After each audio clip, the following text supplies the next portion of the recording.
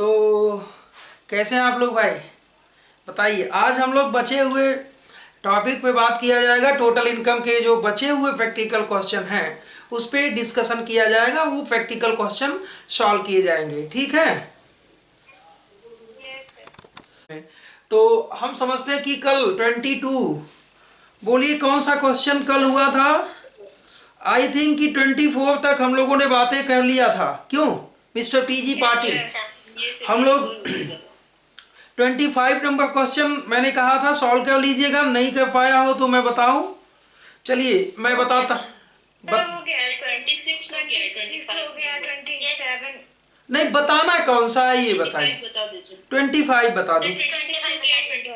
चलिए 25 बता दीजिए, आपस में डिस्कशन मत कीजिए आप लोग, ठीक है? Mister A sold all machinery of his factory at a price of 4 lakh in May 2019. Compute his total income from the following further information for the assessment year 2020 and 21. एक चीज ध्यान देना कि उनके further income, cost of machine in 2011 3 lakh, addition of machine in 2015 50,000, repair of the above machine between 2011 and till date sale 50,000, depreciation allowed as a deduction 2 lakh, and Mr. A has other business income. Mr. A की other business income है 1,20,000, ठीक है? बोलिए बेटा। तो बेटा actually इन्होंने जो अपनी एसेट सोल्ड किया था वो कितने में किया था? बोलिए। 4 लाख रुपए में। आपको मालूम होगा कि इनका जो कॉस्ट ऑफ मशीन है, क्या चीज है, जो कॉस्ट ऑफ मशीन है वो कितना है? Cost of machine, cost of machine कितना है? 3 लाख जी, 3 लाख, ठीक है। अच्छा, उसने इसमें एडिशन जो किया वो कितने का किया? एडिशन कितने का किया? 50,000 का। कुल कितना हो गया? 3,50,000। बोलिए हाँ या ना? अच्छा, इसके लिए इसका डेप्रिसिएशन कितना अलाउ है? लेस डेप्रिसिएशन 2 लाख का अलाउ है ना? बोलिए। तो उस एसेट्स की डेप्रिसिएबल वैल्यू या written down value till the date of sale, sale के डेट पे कितना है? 1,50,000। बोलिए हाँ या ना? जी। अच्छा, अब हम ये आप हमेशा एक वर्किंग नोट करके निकाल लेंगे बेटा, ठीक है? That is clear. बोलिए हाँ या ना? ये क्वेश्चन नंबर नोट किया आपने? क्वेश्चन नंबर 25 HC मेहरोत्रा की बुक से है, ये ध्यान दीजिएगा, ठीक है? तो अब देखिए, अब जी 26, ठीक है 26। तो आपको मैंने जब कैपिटल गेन बताया था तो वहां पे 3 बातें बताया था कि कैपिटल गेन 3 सेंस में हम लोग निकालते हैं। एक तो लॉन्ग टर्म कैपिटल एसेट्स होती है आपके पास, तो जिसको बेच के कोई बेनिफिट कमाते हो लॉन्ग टर्म कैपिटल गेन होती है। एक होती है शॉर्ट टर्म कैपिटल गेन, उसको बेच के कोई प्रॉफिट कमाते हैं तो शॉर्ट टर्म कैपिटल एसेट्स को तो शॉर्ट टर्म कैपिटल गेन होती है। एक होती है डेप्रिसिएबल एसेट्स, जिसपे डेप्रिसिएशन अलाउ हुआ हो। क्या हुआ हो? जिसपे डेप्रिसिएशन अलाउ हुआ हो। तो ध्यान दीजिएगा, इस पे क्या हुआ? डेप्रिसिएशन अलाउ हुआ है कि नहीं? बोलिए। इसको बेच के यदि कोई प्रॉफिट होती है तो ये short term capital gain consider किया जाता है। ये मैंने बकायदा आपको समझाया हुआ था, ठीक है? चलिए, तो इसका जो सेल प्राइस है बेटा, वो सेल प्राइस कितना है? 4 लाख रुपए है, less written down value of the asset, asset की जो रिटेन डाउन वैल्यू है वो निकल के आई है 1,50,000 और ये आपका प्रॉफिट हो गया 2,50,000। हाँ, इसमें एक चीज और डिडक्ट होता है, पूछिए क्या? अगर इस एसेट को बेचने के बाद कोई नई एसेट्स इसके प्लेस पे ले लिया है तो वो भी साथ में माइनस किया जाएगा, ठीक है, लेकिन वो इस क्वेश्चन के अंदर है नहीं, ठीक है। तो ये 2,50,000 रुपए आपका आ गया short term capital gain, STCG। अच्छा, इनकी अदर इनकम भी कोई है? अदर इनकम कोई है? बोलिए। अदर इनकम, अदर इनकम इनकी शायद बिजनेस प्रॉफिट है 1,20,000, बिजनेस प्रॉफिट है 1,20,000, दोनों मिलके 3,70,000 रुपए है और शायद इनको कोई डिडक्शन इन्होंने नहीं मांगा है, तो ये इनका टोटल इनकम है। एक चीज तुम लोग ध्यान देना, आपके दिमाग में हमेशा आएगा कि ये एसेट्स तो इनकी लॉन्ग टर्म कैपिटल एसेट्स है, नहीं आएगा आपके दिमाग में। देखिए, क्योंकि ये मशीन इसको परचेज कब किया? 2011 की बात किया है।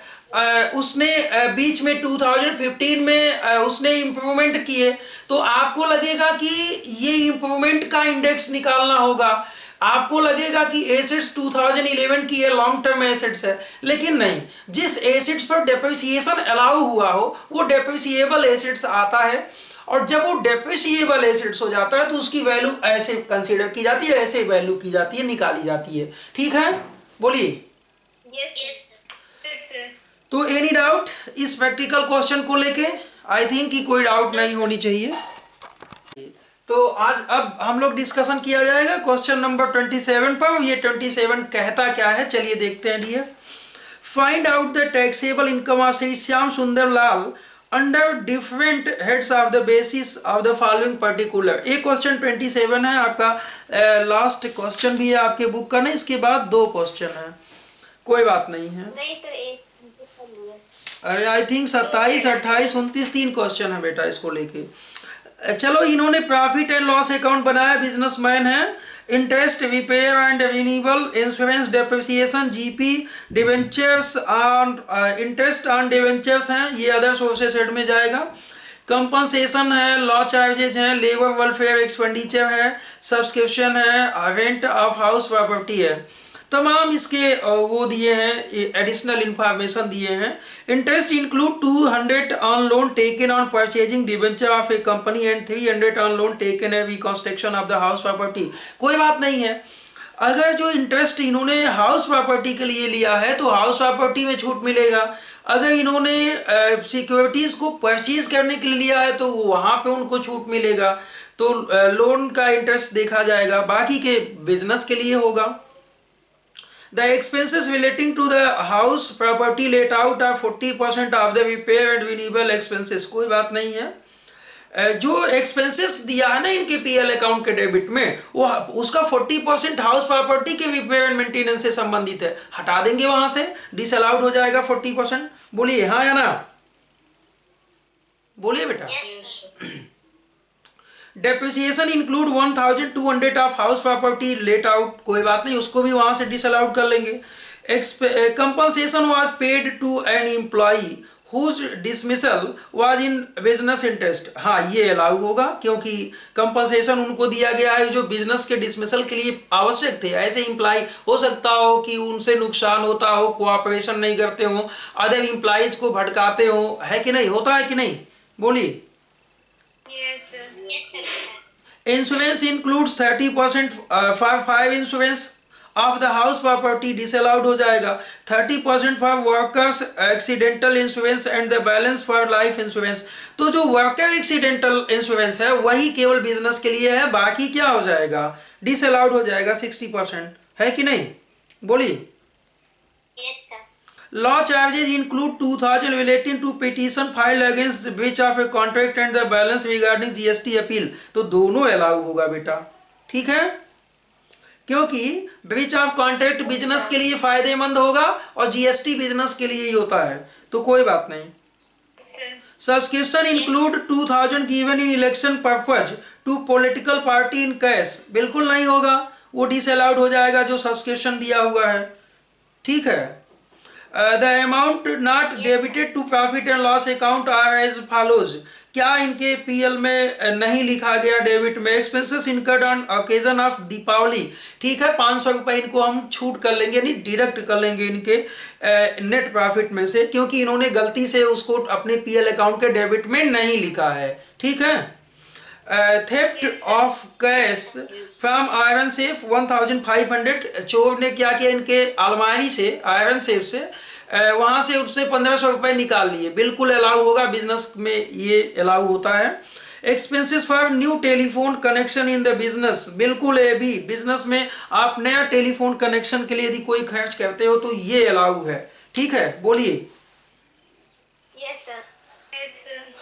अच्छा, कुछ ऐसे इनकम है कि जो इनके इनकम हेड में टैक्सेबल नहीं होंगे, जैसे income from debenture, interest and rent from house property, ये इनका इनकम नहीं है, ये इनके नेट प्रॉफिट से डिडक्ट कर लेंगे, ये इनका बिजनेस इनकम नहीं है, इनकम तो है लेकिन वो अदर हेड है, हाउस प्रॉपर्टी हेड है, तो उसको हाउस प्रॉपर्टी हेड में ले जाके काउंट किया जाएगा और साथ में अदर सोर्सेज का। तो कुछ क्वेश्चन कठिन नहीं बेटा, चलिए सॉल्व किया जाए।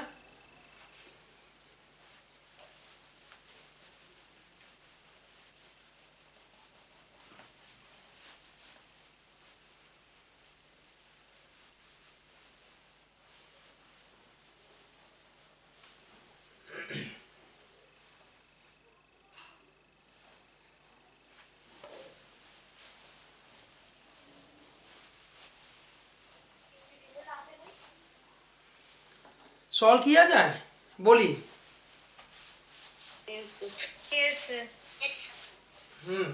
तो सबसे पहले इनका बिजनेस इनकम सॉल्व किया जाए कि हाउस प्रॉपर्टी? आई थिंक कि पहले हम लोग बिजनेस इनकम का, नहीं पहले बिजनेस इनकम सॉल्व किया जाए, आप लोग मेंटेन कर लेना क्योंकि बिजनेस इनकम इनका ज्यादा है कि नहीं? ठीक है सर। हाँ। यहां लिखेंगे calculation of total income of mister, कौन है, एक्स है, बोलिए कौन है? श्याम सुंदर लाल। श्याम सुंदर लाल हैं, चलिए कोई बात नहीं। तो इनका श्याम लिख देता हूं, for the assessment year 2020 and 21 लिख लिया। चलिए लिखिए income from house property, income from house property, head डाल दीजिए बेटा, income from house property, that is clear, बोलिए हाँ या ना? Yes sir. चलिए यस सर। सबसे पहला इनका, इनके बिजनेस प्रोफेशन हेड में लिखे हैं, लिख बैठे हैं क्रेडिट साइड में 36,000 बिजनेस हाउस प्रॉपर्टी रेंट लिखा है ना, रेंट ऑफ हाउस प्रॉपर्टी, देखिए 36,000 बिजनेस वाले इनकम के बीच में लिख बैठा इन्होंने, लिखा है? Yes sir. कोई बात नहीं है, तो यही इनका जीएबी हो गया, क्योंकि बाकी कोई इंफॉर्मेशन किया नहीं है, तो ये ग्रॉस एनुअल वैल्यू हो गया कि नहीं, बताइए। Yes sir. अच्छा, क्वेश्चन में कोई लेस एम्प्टी नहीं है, तो ये 36,000 नेट एनुअल वैल्यू हो गया, और less deduction under section 24 SD at the rate of 30% निकाल लीजिए, कितना आएगा 30% इनका, 30 3 90 6 3 18 10,800, ठीक है बेटा, बोलिए। Yes sir. अच्छा, interest on loan, interest on loan आपने अभी जब हम लोगों ने एडिशनल इंफॉर्मेशन रीड किया है तो वहां पे पाया था कि interest on loan house property का 300 रुपए दिया है, पहले लाइन में ए वाले में देखिए लिखा है कि interest include 200 on loan taken for purchasing of debenture of A company and 300 of loan taken for reconstruction of house property, लिखा है ना, बोलो। तो ये 300 उन्होंने इंटरेस्ट जो लगा था वो इसलिए लगा था हाउस प्रॉपर्टी के लिए, तो 11,100 ये निकल के आएगा, माइनस कर लीजिए तो जो भी आएगा इनकम इनका ये हाउस प्रॉपर्टी का इनकम निकल के आता है। तो 36,000 माइनस 11,100 तो 24,900 24,900 का इनका ये भी इनकम निकल गया हो, है कि नहीं? बोलिए। Yes, sir. अच्छा, इसके बाद एक मिनट मुझे लाइन खींच लेने दीजिए। हम चाहते हैं कि इनके बाद हम लोगों का अगला हेड क्या है? इनकम फ्रॉम बिजनेस है ना? बोलिए, इनकम फ्रॉम बिजनेस। तो इनकम फ्रॉम बिजनेस है, लेकिन हम इनका मेरे पास चूंकि बिजनेस के लिए ज्यादा जगह चाहिए और अदर सोर्सेस के लिए कम जगह चाहिए, तो मैं यहाँ पे जस्ट अदर सोर्सेस सॉल्व कर दूं। बोलिए, ये पहला हेड, ये दूसरा हेड और ये इनका तीसरा हेड लिख लेते हैं इनकम फ्रॉम अदर सोर्सेस। बेटा अदर सोर्सेस में कुछ है नहीं, इसलिए एक इनकम इनका है, क्या है? Interest on debenture. क्यों? यही है ना? बोलिए, इंटरेस्ट ऑन डिबेंचर। ध्यान से देखिए, इंटरेस्ट ऑन डिबेंचर इनकी पीएल अकाउंट में लिखा हुआ है 10,000 का। बोलो, Yes, sir.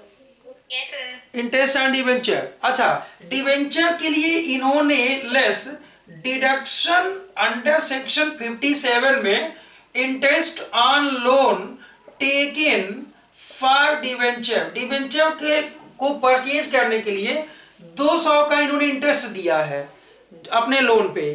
दिया है कि नहीं? ध्यान दीजिए, पहले वाले पॉइंट को रीड कीजिए, पहले वाले पॉइंट को। तो ये इनको 200 का छूट मिल जाएगा, यानी 9,800 इनका इनकम फ्रॉम अदर सोर्सेस का इनकम निकल के आ जाएगा। ठीक है? बोलिए बेटा, हाँ या ना? Yes, sir. चलिए, अब हम लोग इनके ज्यादातर कुछ चीजों पे बात किया जाएगा कि जो बिजनेस प्रोफेशन के इनके रिलेटेड हैं। तो बिजनेस प्रोफेशन में सबसे पहले तो इनका नेट प्रॉफिट हम लोग देखेंगे, लिखेंगे net profit as per profit and loss account. इनके प्रॉफिट एंड लॉस अकाउंट के आधार पे इनका नेट प्रॉफिट कितना दिया सवाल के अंदर? तो लिखा है 3,30,000, 3,30,000। सबको मालूम है बेटा, इतना दिया है ना? बोलिए। Yes, sir. चलिए, इसमें से लिखिए लेस एक्सपेंसेस अलाउड।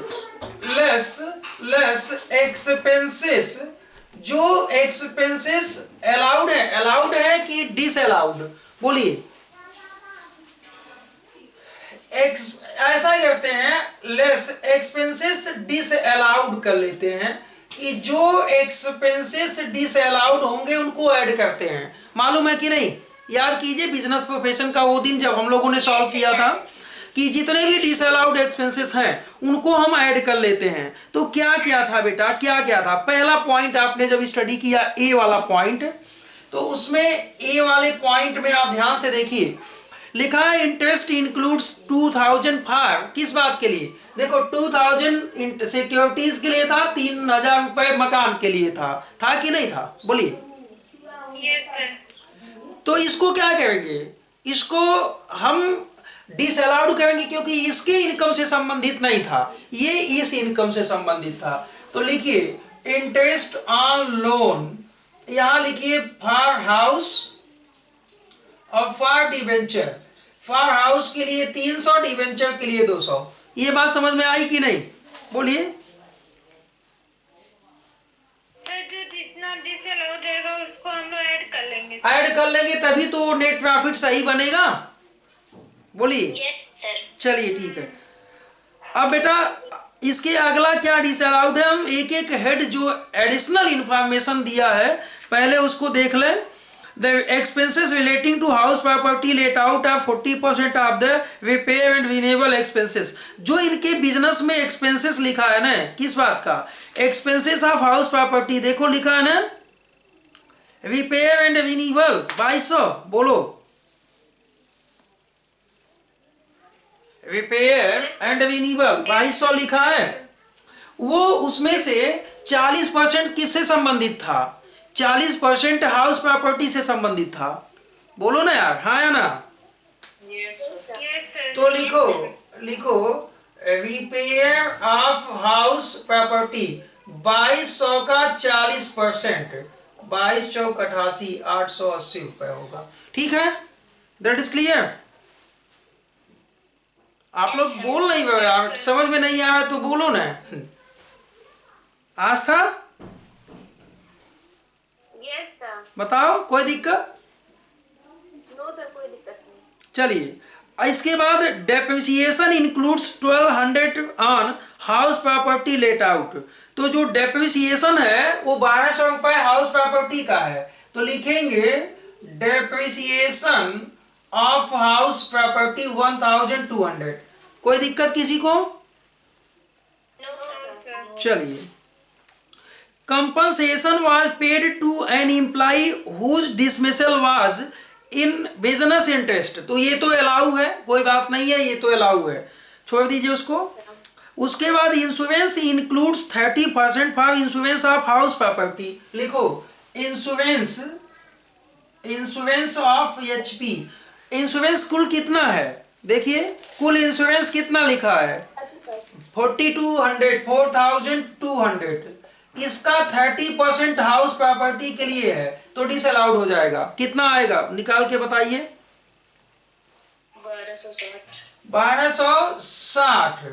बाकी का इंश्योरेंस किस बात का था? LIP था, लाइफ इंश्योरेंस प्रीमियम था। कितने परसेंट? 42,000 का आई थिंक कि कितने परसेंट? 30%, 40%। बोलो यार, 30% तो इंप्लॉइयों के लिए था, इंप्लॉई का इंश्योरेंस था, तो वो तो बिजनेस के फेवर में है। लेकिन बाकी का 40% क्या है? LIP है ना। Yes sir. तो 4200 का 40% निकाल लीजिए। 4 दूनी 8, 4 चौक 1680। अच्छा, इसमें का देखो 30% किसके लिए था? 30% हाउस प्रॉपर्टी के लिए था, प्रॉपर्टी। और 40% लाइफ इंश्योरेंस प्रीमियम हो गया, और बाकी का 3% जो था वो बिजनेस के एम्प्लॉइयों के लिए था। तो बिजनेस के एम्प्लॉई वाला अलाउ होता है। ठीक है, बोलिए। Yes sir. Yes sir. चलिए, अच्छा बाकी आगे स्टडी किया जा रहा है। Law charges include 2000 relating to a petition filed against the breach of contract and the balance regarding to GST appeal. ये मैंने अभी 2 मिनट पहले आपको बताया है कि दोनों अलाउड है। ठीक है, यस सर। Yes sir. चलिए, उसके बाद subscription include 2000 given for election purpose, election purpose to political party. बेटा ये सब्सक्रिप्शन डिसअलाउड हो जाएगा। क्या? सब्सक्रिप्शन टू पॉलिटिकल पार्टी, ये डिसअलाउड हो जाएगा, क्योंकि इनकम टैक्स में कहीं भी पॉलिटिकल पार्टी को, हाँ अभी कहेंगे सर GGC में है, वो तो डिडक्शन है ना। लेकिन आप पहले वो इनकम, यदि आपने वो पहले डिसअलाउड होगा। दूसरी चीज कि आपने वो कैश में किया है, वैसे भी डिसअलाउड है। पॉलिटिकल पार्टी को डिडक्शन मिलेगा 80 GGC के अकॉर्डिंग, लेकिन यहां नहीं छूट मिलने वाला है। हो गया, बोलिए। चलिए, अब देखिए फिर क्या कहता है अगला, the amount not debit to profit and loss account. उसको तो अभी हम लोग बाद में किया जाएगा। ये हम लोग जितने भी डिसअलाउड एक्सपेंडिचर थे उनको सबको कर लिया। ठीक है, तो टोटल कीजिए, तो बेटा इसका टोटल कीजिए। ये बेटा निकल के आएगा 7520। अब इसमें ऐड कर लीजिए, तो ये हो जाएगा 3,37,520। ओके जी। अच्छा, कुछ ऐसे एक्सपेंसेस थे इनके जो बिजनेस के थे, लेकिन इन्होंने PL अकाउंट के डेबिट में नहीं लिखा, तो उन्हें तो लिख देंगे ना। बोलिए, लिख देने का मतलब कि लिखेंगे less expenses allowed but not debited. Expenses तो अलाउ थे, लेकिन इनको डेबिट में नहीं लिखा। क्या क्या थे भाई? दीपावली एक्सपेंसेस था, दीपावली एक्सपेंसेस कितना था? दीपावली एक्सपेंसेस 500। 500। चलिए अंदर ही लिखिएगा अमाउंट के। उसके बाद theft for cash from our safe लिखो, theft for theft of cash मैंने बताया ये अलाउ होता है बेटा, लिख लीजिए 1500। और फिर टेलीफोन कनेक्शन कितने का, टेलीफोन कनेक्शन 2000 का। ये तीनों मिलके अलाउ होता है, तीनों अलाउ होता है। चलिए तो तीनों घटा दीजिए, ये 4000 यहां से माइनस कर लीजिए, 4000 माइनस कर लीजिए तो 3,33,520 ये बिजनेस इनकम इनका निकल के आता। लेकिन एक बात और दिया है क्वेश्चन के अंदर कि इनका कुछ इनकम था कि जो टैक्सेबल नहीं था, लेकिन इन्होंने अपने पीएल अकाउंट के क्रेडिट साइड में लिखा हुआ है। वो दो इनकम है, आपको मालूम है कि एक तो हाउस प्रॉपर्टी में टैक्सेबल हो चुका है, एक अदर सोर्सेस में टैक्सेबल हो चुका। दो इनकम इन्होंने लिखा है कि नहीं, बोलिए। तो इसे लिखेंगे less income not taxable under this head but credited. क्या क्या है बेटा, वो दोनों माइनस कर लीजिए तो आप पाएंगे कि 36,000 हाउस प्रॉपर्टी का है और प्लस 10,000 इंटरेस्ट ऑन डिवेंचर है, तो दोनों मिला के कितना हो गया 46,000, बोलिए। 46,000। तो ये 46,000 माइनस कर लीजिए, 46,000 माइनस कर लीजिए तो देखिए कितना आया बिजनेस इनकम। 46,000 माइनस के बाद इनका 3,33,520 माइनस 46,000 ये आएगा 2,87,520। 2,87,000 मैं यहां लिख देता हूं 2,87,520। ये आपका जो इनकम आया बिजनेस इनकम निकल आया, हाउस प्रॉपर्टी इनकम निकल आया, अदर सोर्सेस इनकम। अब इन तीनों इनकम का टोटल कर लीजिए, कर लिया? Yes sir. हाँ देखिए कितना आ रहा है तीनों का टोटल, 20,540।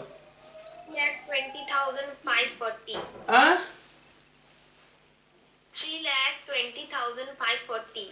3 लाख नहीं सर, सॉरी 3,22,220। ठीक है, तो मैं यहाँ लिख दूं ग्रास टोटल इनकम, मेरे पास जगह नहीं है, मैं यहाँ लिख दूं। लिखेंगे ग्रास टोटल इनकम 3,22,220 बोला, ठीक है। लिखेंगे लेस डिडक्शन अंडर सेक्शन 80। अच्छा 80 में आपको इन्होंने एक काम किया है, ध्यान से देखना, लाइफ इंश्योरेंस प्रीमियम पेड किया है। अब अभी यहाँ आपने डिसअलाउड किया था 1680, किया है कि नहीं? Yes sir. वो उसको छूट मिल जाएगा, क्योंकि LIP उसको छूट मिलेगा 80C के अकॉर्डिंग, बोलिए हाँ या ना? यस सर मिलेगा। यस सर मिलेगा। 1680 पहला। दूसरा 80GGC चूंकि कैश में पेड किए हैं इसलिए ये नहीं मिलेगा, क्योंकि 80GGC क्या कहता है, आपने किसी पॉलिटिकल पार्टी को डोनेशन तो किया है, सब्सक्रिप्शन तो किया, लेकिन कैश में नहीं होना चाहिए, चेक में होना चाहिए। क्यों? मैंने ये क्वेश्चन मैंने यहां से टोटल किया और ये फिर यहां पे ले आके दिखा 1680 ये डिडक्शन माइनस कर लीजिए, 1680 माइनस कर लिया आप लोगों ने, बोलिए। Yes sir. ये 1680 माइनस 1680 तो ये निकल के आएगा 2,85,840। 2 लाख सॉरी कितना आएगा भैया, हमने कुछ गलत कर लिया। 3,22,220 3,22,220 माइनस 1680 ये आएगा 3,20,540। क्यों? ये टोटल इनकम 3,20,540 ये आंसर होगा बेटा, ठीक है, बोलिए।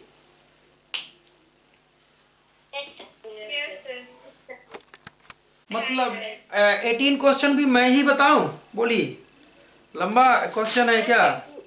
चलिए कोई बात नहीं, 18 क्वेश्चन भी हम ही बताते हैं। क्वेश्चन 18, 28 सॉरी, क्वेश्चन 28 कि 27 ना बताऊं? 26, 26 तो मैंने बता दिया, 28 बता, 7 बता दिया, 6 बता दिया, 28 चलिए देखिए 28 कहता क्या है। फॉलोइंग ऑफ द क्या है, particular of mister Raj Thakur, क्यों, यही ना? Salary received from a firm of Indore 5,68,000. Bonus 32,000. Traveling allowance for service work. अच्छा एक बात बताओ, ये जो ट्रैवलिंग अलाउंस दिया है सर्विस वर्क के लिए, इसका क्या किया जाएगा? बोलो बेटा। देखो ये टोटल इनकम चल रहा है, आपने बहुत डीपली सैलरी की स्टडी की है, कोई बात नहीं, टाइम लीजिए, स्टडी कीजिए, खत्म किया जाए आज इस कोर्स को, इस चैप्टर को। तो travelling allowance for service work दिया है ना, ये अंडर सेक्शन 10, ये अंडर सेक्शन 10 सब 14 और फर्स्ट के अकॉर्डिंग टू अलाउंस है, जो कि सर्विस को फुलफिलमेंट के लिए। भाई वहां पे दो चीजें हमने बताया था अंडर सेक्शन 10 14 के अकॉर्डिंग, एक तो पर्सनल एक्सपेंडिचर के मीट के लिए, क्यों, मीट टू पर्सनल एक्सपेंडिचर, और एक to meet to the duty, एक आपको मिलता है ड्यूटी के काम से, एक मिलता है पर्सनल काम से।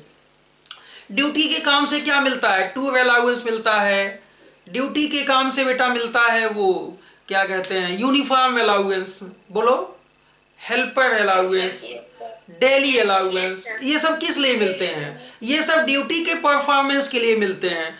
तो ड्यूटी के परफॉर्मेंस के लिए इसमें से कुछ पैसा बच जाएगा तो टैक्सेबल हो जाएगा, और नहीं बचेगा तो एग्जेम्प्ट हो जाएगा।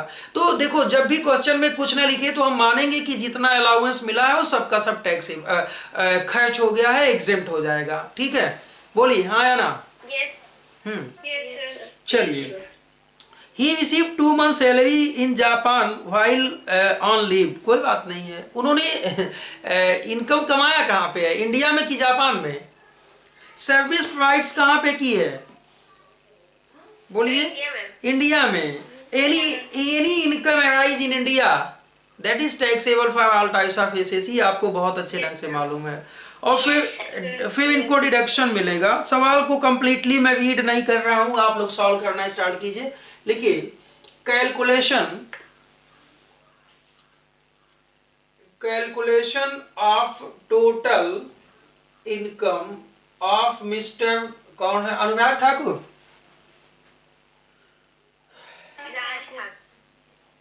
अच्छा एक बात बताओ, कहीं ऐसा तो नहीं कि राज ठाकुर एक नॉट ऑर्डिनरी रेसिडेंट हैं? कुछ कहा है क्या आगे क्वेश्चन में? लिखा है Yes sir, कहा है was not ordinary resident. कहाँ पे कहा है? Compute total income for the assessee assessment year 2020 and 21 if he was not a ordinary resident in India during the previous year. NOR है, NRI नहीं है, NOR है। याद होगा आप लोगों को, रेसिडेंशियल स्टेटस बताते समय मैंने आपको अच्छे ढंग से समझाया, और इसके ढेर सारे यूट्यूब लेक्चर्स भी हैं मेरे यूट्यूब चैनल पे, देखिएगा आप लोग। तो मिस्टर राज ठाकुर, टी में ये लगा दूं, नहीं नाराज हो सकते हैं, for the assessment year 2020 and 21,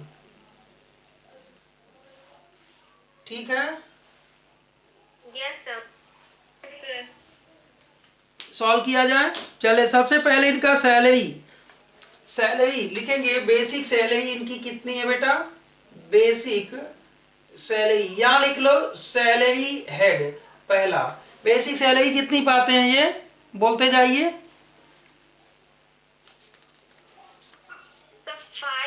5,68,000, 5,68,000, ठीक है। बोनस इन्होंने पाया है, बोनस 32,000। 32,000। जो ट्रैवलिंग अलाउंस मिला है ये एग्जेम्प्ट होगा, ये टूर का है तो एग्जेम्प्ट होगा। नोट कर लिया, बोलिए। Yes, sir. अच्छा, Sir. और कुछ नहीं पाते हैं ये, तो हो गया इनका ये आई थिंक 6 लाख। बोलो। Yes, sir. Less deduction under section 16 first SD सबको मिलेगा 50,000 का। तो ये 5,50,000 रुपए इनकी सैलरी इनकम हो गई। हो गई कि नहीं हो गई?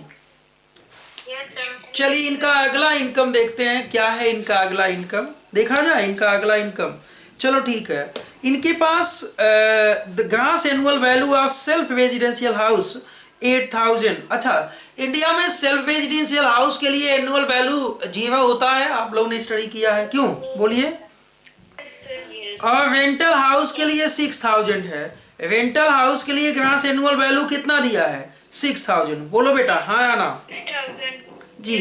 Net income from house property C situated in Japan 9,000 which was received there and later brought India, expenses relating to the house A and B। ठीक है, कोई बात नहीं। एक बात बताओ, पूछो क्या? Yes, sir. Yes, sir.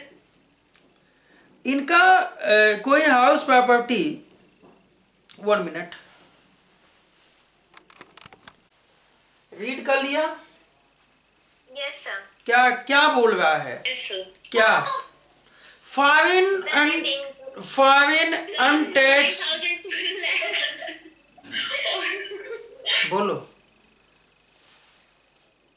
Foreign untaxed income brought to India of past years. Brought to India of past years, ये क्या होगा? बोलिए। टैक्सेबल होगा। अच्छा, होगा ना सर? अच्छा एक बात बताओ, आप लोगों को residential status and tax incidence का तो टैक्सेबल होता, नॉन ऑर्डिनरी टैक्सेबल नहीं होगा। भैया आप लोग गफलत में हैं। Foreign untaxed income remitted to India in previous year या brought to India in previous year of past years, पिछले वर्षों की कोई भी इनकम जो प्रीवियस ईयर से पहले की कमाई गई हो, प्रीवियस ईयर में इंडिया लाई गई हो, तो क्या होता है? अब मैंने एक्सप्लेन कर लिया, 8वां इनकम है ये, और किसी के लिए टैक्सेबल नहीं होगा। ठीक है? नहीं, अब कंफर्म हुआ कि नहीं? सेंटेंस स्टडी करो, देखो सेंटेंस। ठीक है, तो क्या कर लूं आगे? आगे कुछ वर्ड इसमें, इस क्वेश्चन में थोड़ा सा अच्छी बात है, और आपके एग्जामिनेशन में ऐसे क्वेश्चन आते हैं बेटा। ओके, बोलिए। Yes, sir. Yes, sir. चलिए, तो लिखेंगे annual value of self residential house, ये क्या होगा? नील होगा। लेट आउट के लिए क्या होगा? लेट आउट के लिए कितना हो जाएगा? Gross annual value 6,000। 6,000. और लेस एमटी कितना दिया? ध्यान से देखिए, 600। तो कितना ये नेट एनुअल वैल्यू कितना आ जाएगा? 5,400 आएगा। Yes, sir. Less deduction under section 24 SD 30%। और तो कुछ है नहीं, बोलिए। निकाल, कितना आएगा? 30%। निकाल के बताइए, जल्दी बताइए। 1620। 1620 माइनस कर ले, ये इनकम फाइनल कर लीजिए, यहाँ कर लीजिए, कितना आएगा?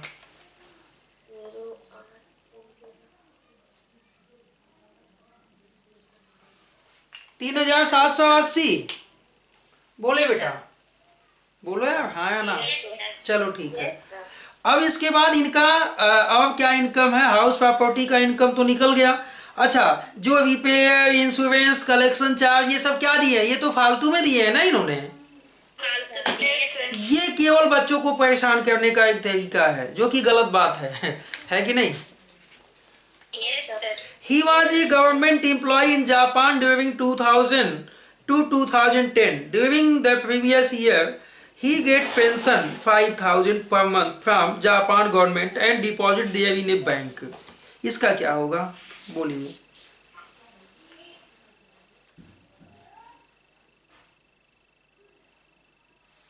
बोलिए बेटा। टैक्सेबल नहीं होगा। नहीं होगा, क्यों नहीं होगा मिस्टर? ये जो भी हैं, ये न तो इंडिया में इनकम लाए हैं और न तो यहाँ पे कमाए हैं। क्यों, बोलिए। Yes sir. और दूसरी चीज की ये क्या है, नॉट ऑर्डिनरी रेसिडेंट है। अच्छा, मुझे बता दीजिए रूल्स कौन सा लगेगा, रूल्स कौन सा लगेगा?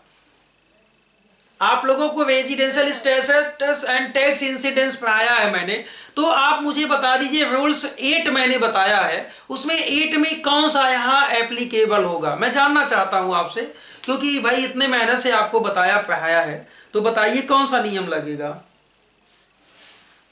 सर जब वो फॉरेन भी कमाया है और मतलब वहाँ पे वो टैक्स दिया होगा, उसके मतलब उस साल में लाया भी नहीं है, और जब यहाँ पे लाएगा तो वहाँ पे मतलब तब तो उसमें टैक्स नहीं लगता। एकदम लास्ट में जो आप बताए थे रूल 8 था शायद। रूल 8 क्या कहा है, सेंटेंस स्टडी कीजिए, फिर मुझे इसकी रिप्लाई दीजिए, टाइम ले लीजिए, कोई बात नहीं। कहता है he was a government employ in Japan during the 2000 and 2010. During the previous year, he gets pension of 5,000 per month from Japan government and deposit there in a bank. ठीक है, ब्राट की तो बात ही नहीं है, ब्राट वाली बात नहीं, 8वां नियम कोई 8वां नहीं लगेगा यहाँ, 8वां ब्राट तो कोई बात ही नहीं है, ब्राट कहा ही नहीं है। ठीक है, फिर भी कौन सा रूल्स लगेगा, 8वां नहीं लगेगा, ये तो कैंसिल कर लीजिए। ठीक है बेटा, बोलिए। और कोई मुझसे पूछ रहे हैं, मुझे बता रहे हैं, बोलिए। बता रहे हैं तो 7वां लगेगा, क्योंकि 5वां और 6वां बिजनेस प्रोफेशन को लेके है कि नहीं? Business profession in India, business profession यानी कि control from India, control outside India. तो कंट्रोल फ्रॉम इंडिया है तो ऑर्डिनरी एंड नॉट ऑर्डिनरी के लिए टैक्सेबल है, कंट्रोल आउटसाइड इंडिया तो केवल ऑर्डिनरी के लिए टैक्सेबल है। और जो सातवां है income from outside India other than business and profession, तो क्या है ये, सैलरी है ना, other than business and profession. बोलो। सातवां लगेगा, लिखेंगे। छोड़ दो, यहाँ पेंशन वाली बात ही नहीं है, उसको नहीं लेते हैं यहाँ पे, वो बता दिया, खत्म हो गया। सी वाला टॉपिक आप समझ गए। Interest on fixed deposit with bank of Maharashtra, तो ये तो अदर सोर्सेस का मामला है, सॉल्व किया जाए, लिखेंगे। पहला हेड, ये दूसरा हेड और ये तीसरा head, income from other sources. तो इंटरेस्ट क्या है, interest on fixed deposit, interest on fixed deposit कितना है बेटा? 1500। अच्छा, इंटरेस्ट ऑन फिक्स्ड डिपॉजिट 1500, ठीक है। इंटरेस्ट ऑन फिक्स्ड डिपॉजिट 1500 कर लीजिए, लिख लें 1500।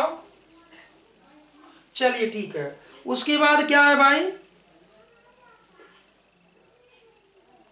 बोलिए। Interest on Japan government security receive in India. हाँ, कहाँ रिसीव किया है?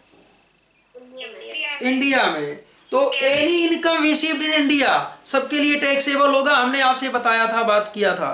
तो interest on Japan government, interest on Japan government received in India, interest on from लिख लो जापान, जापान की स्पेलिंग हम सही लिखे हैं, बोलो। जापान रिसीव्ड इन इंडिया कितना? 4000। और कुछ है? और कुछ है? नहीं है, नहीं है। तो ये आ गया 5,500। तो इनका GTI निकाल लीजिए बेटा, ग्रॉस टोटल इनकम, जल्दी निकालिए। ग्रॉस टोटल इनकम निकाल लिया, 5,59,280 ग्रास टोटल इनकम आ गया। तो अब हमें यहाँ पे देखना होगा कि क्या ये कोई डिडक्शन एप्लीकेबल है इनके लिए। बोलिए है। है, लिखिए यहाँ पे grass total income. Grass total income 5,59,280 लिख लिया। Yes sir. उसके बाद रुक जाओ, क्लास में कोई इंटर कर रहा है, कांछा रहा है। Less deduction under section 80। कौन सा डिडक्शन है? LIP पेड किए 80C है ना? यस सर, तीनों 80C है। 4300 national saving certificate, contribution to unequalised provident fund. एक बात बताओ, अनइक्वलाइज्ड प्रोविडेंट फंड मिलता है क्या डिडक्शन 80C में? बोलिए। नहीं मिलता है अनइक्वलाइज्ड प्रोविडेंट फंड। बाकी दो ही मिलेगा। दो कितना क्या क्या है? बोलिए, दो क्या क्या है? LIP और NSC 8 है। क्या NSC 8 है ना? दोनों को ऐड कर लीजिए, दोनों का अमाउंट बोलिए कितना कितना है? 4 3 7 4,300 और 3,000 7,300 मुझे यहाँ लिखना था ये। ठीक है, डिडक्ट कर लीजिए तो कितना आएगा? जो भी आएगा ये टोटल इनकम होगा आपका 7,300। कितना आया? 5,51,980। 5,09,80 ये टोटल इनकम आ गया। ठीक है, ये टोटल इनकम आ गया बेटा। Yes sir. Any doubt?